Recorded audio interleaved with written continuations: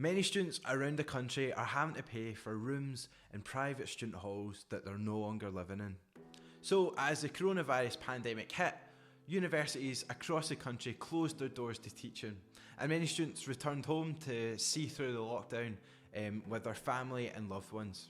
But unlike tenants living in the private rented sector, students living in student halls don't necessarily have the legal right to give a 1 month's notice to leave the accommodation. So as soon as I was told that obviously uni was shut and that was me pretty much finished, I told the accommodation straight away, which obviously as soon as I found out that this was happening, I told them that obviously I was going to be returning to London, like what can I do?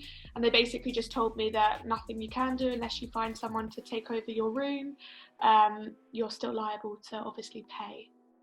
What date did you leave the accommodation, and what date are you expected to keep paying until in the accommodation? So I left on Tuesday the 16th of March and I went back to London, and my contract doesn't end till the start of July.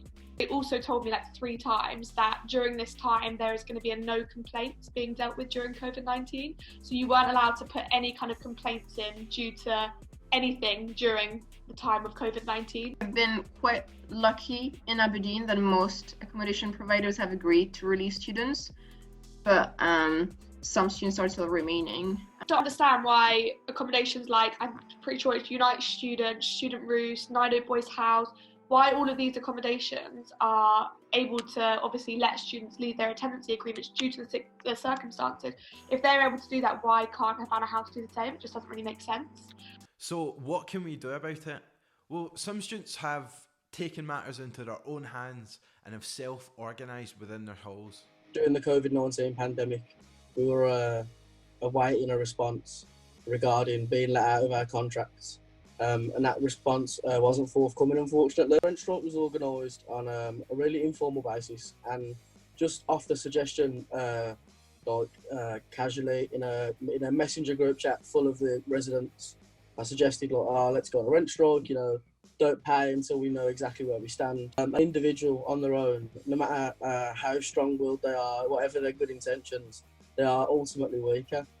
What was the eventual outcome of your rent strike? What did Nido eventually decide to do?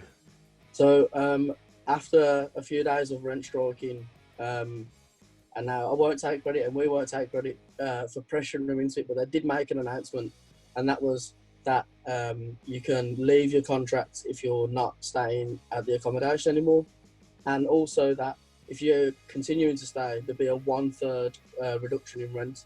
What's the advice of student leaders across the country? So NUS Scotland has been running for the past few months now, last couple of months probably, our Not Staying, Not Paying campaign.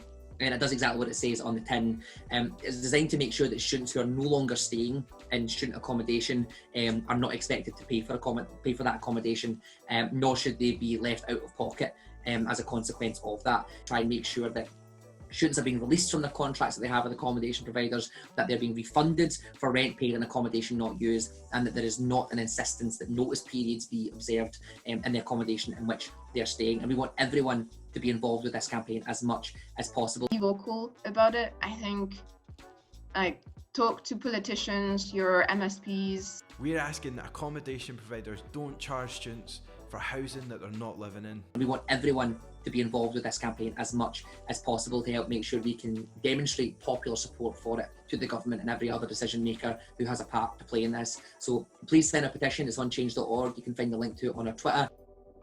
We're speaking with Liam McCabe, outgoing lame duck president of the To be replaced by a younger model.